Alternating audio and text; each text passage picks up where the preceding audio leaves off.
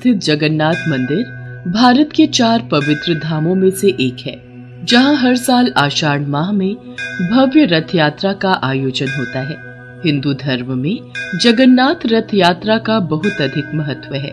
जगन्नाथ मंदिर में भगवान जगन्नाथ विराजमान हैं, जो कि श्री हरि विष्णु के अवतार श्री कृष्ण का ही रूप माने जाते हैं। जगन्नाथ का अर्थ होता है जगत के नाथ। आषाढ़ मास की द्वितीय तिथि को ये रथ यात्रा शुरू होती है और शुक्ल पक्ष के 11वें दिन भगवान की वापसी के साथ इस यात्रा का समापन होता है। भगवान जगन्नाथ के मंदिर से जुड़ी एक पौराणिक कथा के अनुसार मध्य भारत में इंद्रद्युम्न नाम के एक राजा रहते थे। उनकी राजधानी का नाम अवंती था। वो भगवान विष्णु के बहुत बड़े भक्त थे और हमेशा भगवान विष्णु के दर्शन के लिए इच्छुक रहते थे। एक बार एक ऋषि घूमते हुए उनके महल में आ पहुंचे और राजा से बोले, राजन, उड़ीसा में भगवान विष्णु के भव्य रूप नील माधव को पूजा जाता है, लेकिन वो जगह उड़ीसा के कौन से हिस्से में है, ये आपको पता लगाना पड़ेगा। क्या आप सत्य कह रहे हैं ऋषि श्रेष्ठ? ये सुनकर तो मेरा मन भगवान विष्णु के दर्शनों को लालायित हो गया है। राजा इंद्रद्युम्न अत्यंत आनंदित हो उठे और तुरंत महल के मुख्य पुजारी के भाई विद्यापति को आदेश दिया कि वो ओडिशा जाकर नील माधव की खोज करे। राजा के आदेश अनुसार विद्यापति ओडिशा भ्रमण करने निकल पड़े। बड़ी ही लंबी यात्रा के बाद जब विद्यापति ओडिशा पहुंचे, तब उन्हें कुछ गुप्तचरों के माध्यम से पता चलता है कि सबरों के मुखिया विश्ववासु एक गुप्त गुफा के अंदर नील माधव की पूजा करते हैं। विद्यापति विश्वासु के पास गए और बोले, महाशय, कृपा करके आप मुझे देव पूजा का स्थान दिखा दीजिए। मैं विश्वास के साथ यहाँ आया हूँ।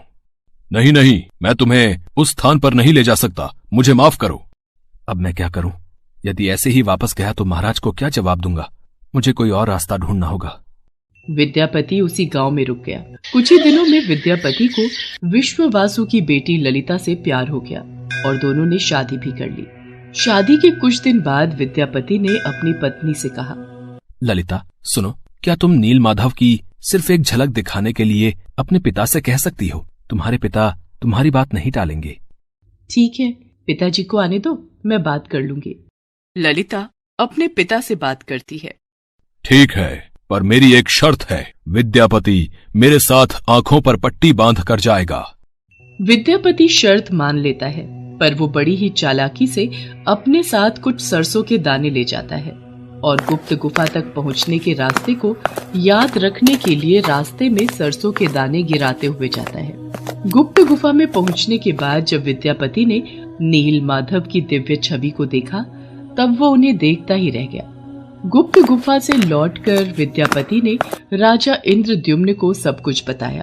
तब राजा इंद्रद्युम्न भी अपने प्यारे भगवान के दर्शन के लिए तुरंत निकल पड़े। लेकिन जब राजा इंद्रद्युम्न विद्यापति के साथ गुप्त गुफा में पहुंचे, तब उन्हें वहां कुछ नहीं दिखा। नील माधव अंतर्धान हो चुके थे। यहाँ पर तो कुछ भी नहीं है। प्रभु कहाँ गए? महाराज, मैंने यही उनके दर्शन किए थे, पर अब वो यहाँ से अंतर्ध्यान हो गए हैं। राजा इंद्रद्युम्न निराश होकर महल में लौट आए। उसी रात उनके सपने में भगवान विष्णु आए और बोले, राजन, तुम पुरी के समुद्र तट पर जाओ। वहाँ तुम्हें एक लकड़ी का लट्ठा मिलेगा जो पानी में तैर रहा होगा। उसे लेकर आओ और उस लकड़ी से मूर्ति का निर्माण करो। राजा इंद्रद्युम्न ने इस संदेश का पालन किया और वो पुरी के समुद्र तट पर पहुंच गए और वहां उन्हें सचमुच एक लकड़ी का लट्ठा पानी में तैरता हुआ दिखाई दिया। लेकिन राजा इंद्रद्युम्न के सेवकों के लाख कोशिशों के बावजूद भी कोई उस लकड़ी के लट्ठे को उठा नहीं पा रहा था। अंत में कबीले के सरदार विश्ववासु की सहायता से उस लकड़ी के लट्ठे को महल में लाया गया, परंतु उस लकड़ी के लट्ठे से कोई भी कारीगर नील माधव की छवि तराश नहीं पा रहे थे। महाराज, हमारे लिए ये कार्य करना असंभव है। हम इस लकड़ी के लट्ठे से कोई भी मूर्ति नहीं तराश पा रहे हैं। हमें क्षमा कीजिए। जब इस काम को करना नामुमकिन हो गया, तब भगवान विष्णु ने फिर से राजा के सपने में दर्शन दिए और कहा, राजन, तुम देवताओं के शिल्पकार विश्वकर्मा की आराधना करो। वो इस कार्य को अवश्य पूरा करेंगे। भगवान विष्णु के कहने पर राजा इंद्रद्युम्न ने देवताओं के शिल्पकार श्री विश्वकर्मा से प्रार्थना की। तब वो सबके समक्ष एक बूढ़े बढ़ई के रूप में प्रकट हुए और राजा इंद्रद्युम्न से बोले, राजन, मैं आपको विश्वास दिलाता हूँ कि मैं कुछ ही दिनों में तराश कर मूर्तियां तैयार कर दूंगा, लेकिन मेरी कुछ शर्तें हैं। जी प्रभु, बोलिए, मुझे आपकी सारी शर्तें मंजूर हैं। मैं भगवान श्री विष्णु की मूर्ति को 21 दिनों में बनाकर तैयार कर दूंगा, पर मैं ये कार्य अकेले में एक बंद कक्ष में रहकर करूंगा। अगर किसी ने भी मेरा कार्य पूरा होने से पहले कक्ष के द्वार को खोला तो मैं कार्य को अधूरा छोड़कर चला जाऊंगा। मुझे आपकी सारी शर्तें मंजूर हैं। कृपा करके आप कार्य को आरंभ कीजिए। और फिर भगवान विश्वकर्मा ने कक्ष के द्वार बंद कर लिए और अपने कार्य में लग गए। लोगों को उस कमरे से सिर्फ आरी, छेनी और हथौड़ी इत्यादि की आवाजें सुनाई देती थी। लेकिन 15 दिनों बाद जब रानी गुंडिचा को कमरे से कोई भी आवाज सुनाई नहीं दी, तब वो घबरा गई और राजा इंद्रद्युम्न से बोली, महाराज, जिस कक्ष में मूर्ति बनाने का कार्य चल रहा है वहाँ से कोई भी आवाज नहीं आ रही है। कहीं वह बूढ़ा कारीगर भूख प्यास के कारण मर तो नहीं गया? आप एक बार कक्ष को खोलकर देख तो लीजिए, कहीं हमारे सिर कोई पाप न लग जाए। पर महारानी, हमें उन्होंने यही शर्त रखी थी कि 21 दिन से पहले उस कक्ष का द्वार न खोला जाए। कहीं कोई अनहोनी हो गई तो? महाराज, ऐसे भी तो हम चिंता में हैं। कक्ष को खोले बिना कुछ पता नहीं चलेगा। रानी गुंडिचा ने राजा इंद्रद्युम्न से कक्ष का द्वार खोलने की जिद की। आखिर में कक्ष के द्वार को खोला गया और राजा इंद्रद्युम्न के ऐसा करते ही वो बूढ़ा कारीगर बने भगवान विश्वकर्मा गायब हो गए और अपने पीछे आधी बनी 3 मूर्ति छोड़ गए। राजा इंद्रद्युम्न को इस बात से बहुत दुख पहुंचता है कि उन्होंने विश्वकर्मा की बात को नहीं माना और शर्त के नियम तोड़ दिए। इसी कारण प्रभु जगन्नाथ के हाथ और पांव आधे बने हुए हैं। राजा इंद्रद्युम्न ने उसी रूप में उन मूर्तियों की स्थापना की जो आज जगन्नाथ मंदिर के नाम से प्रसिद्ध है, जहां श्री कृष्ण भगवान जगन्नाथ के रूप में बड़े भाई बलराम और छोटी बहन सुभद्रा के साथ विराजमान है। प्रभु जगन्नाथ को भी बुखार होता है, उनको भी दवाई दी जाती है। कभी कभी वो ठीक हो जाते हैं, पर कभी कभी नहीं। उनका पुनर्जन्म होता है जिसे नव कलेवर कहा जाता है, जो हर 8 साल, 12 साल और 19 साल में एक बार होता है। इन दिनों उड़ीसा सरकार पुरी में अंधकार का ऐलान करती है और कुछ खास पुजारी अपनी आंखों पर लाल कपड़ा और हाथों में लाल कपड़ा बांधकर पुरानी मूर्ति से कुछ रहस्यमयी चीज को निकालकर नई मूर्ति में लगा देते हैं, जिसे ब्रह्म पदार्थ कहा जाता है। ब्रह्म जो जीवन का प्रमाण देता है। जैसे प्रत्येक मनुष्य के शरीर में आत्मा होती है, उसी प्रकार प्रभु जगन्नाथ के शरीर में ब्रह्म या परमात्मा रहते हैं। यही कारण है कि प्रभु जगन्नाथ दुनिया के एकमात्र जीवित ठाकुर जी हैं, जो भक्तों की पुकार सुनते हैं, समझते हैं और उनकी इच्छाओं को पूरा करते हैं। श्री जगन्नाथ मंदिर के ऊपर स्थापित लाल ध्वज सदैव हवा की विपरीत दिशा में लहराता है। प्रतिदिन सायंकाल मंदिर के ऊपर स्थापित ध्वज को मानव द्वारा उल्टा चढ़कर बदला जाता है। कहा जाता है कि जब श्री कृष्ण की मृत्यु हुई थी, तब एक बहेलिये ने ही उनका अंतिम संस्कार किया था। लेकिन उस वक्त श्री कृष्ण का दिल आग में जला नहीं था, जिस वजह से बहेलिये ने उस हृदय को लकड़ी के गुच्छे में बांधकर समुद्र में प्रवाहित कर दिया था, जो फिर बहते बहते पुरी के समुद्र तट पर पहुंचा और वहां से फिर राजा इंद्रद्युम्न ने उसे प्राप्त कर प्रभु जगन्नाथ की मूर्ति का निर्माण करवाया।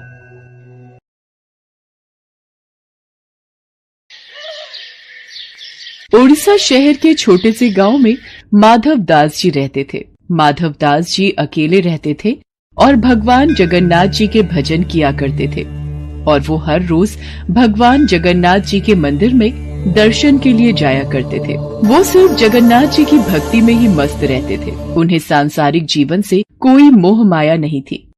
एक दिन अचानक माधवदास जी की तबीयत खराब हो गई। उन्हें उल्टी दस्त का रोग हो गया। वो बहुत ही कमजोर हो गए कि उठने बैठने में भी उन्हें समस्या होने लगी। माधव जी अपना कार्य स्वयं करते थे। वो किसी से मदद नहीं लेते थे। जो व्यक्ति उनकी मदद के लिए आता था उनसे कहते थे, मेरे प्रभु, मेरे जगन्नाथ जी स्वयं मेरी रक्षा करेंगे। ऐसे ही कुछ दिन और बीत जाते हैं। माधव जी की तबीयत और खराब हो जाती है। अब तो वो मलमूत्र भी बिस्तर पर त्याग देते थे, परंतु उन्होंने अपनी भक्ति और आस्था जगन्नाथ जी पर से नहीं छोड़ी। इतना बीमार होने के बाद भी वो नियम से जगन्नाथ जी की आराधना किया करते थे। यही दूसरी ओर जगन्नाथ जी अपने भक्त की उन पर आस्था देखकर अत्यंत खुश थे। तभी बलदेव जी जगन्नाथ जी से कहते हैं, हे प्रभु, आपका प्रिय भक्त इतना कष्ट में है, आप उसे दूर क्यों नहीं करते?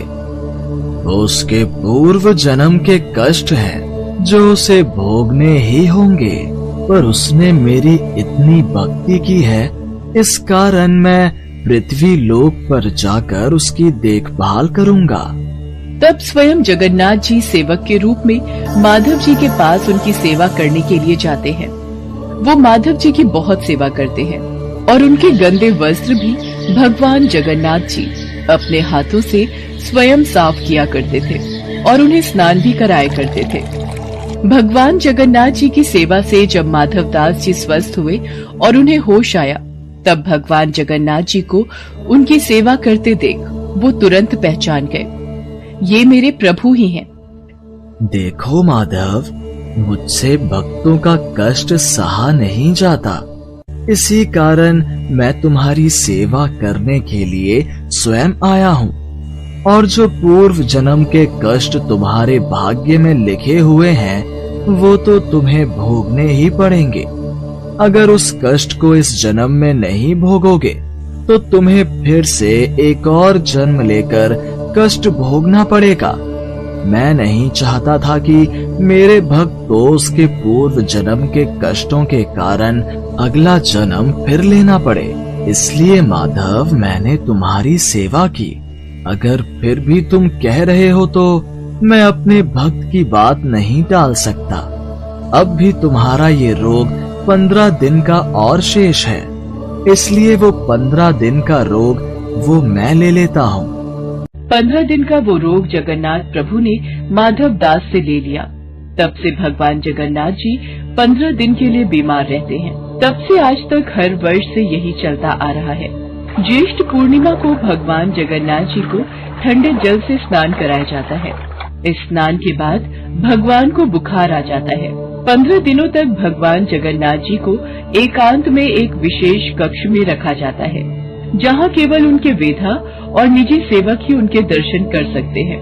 इस दौरान भगवान जगन्नाथ जी को फल के रस, औषधि एवं दलिये का भोग लगाया जाता है और रोग मुक्त करने के लिए उन्हें काढ़ा भी पिलाया जाता है। भगवान के स्वस्थ होने पर अपने भक्तों से मिलने रथ पर सवार होकर निकलते हैं, जिसे रथ यात्रा कहा जाता है। इस रथ यात्रा में भगवान जगन्नाथ जी के साथ साथ उनके भाई और बहन भगवान बलदेव और देवी सुभद्रा की भी रथ यात्रा निकलती है।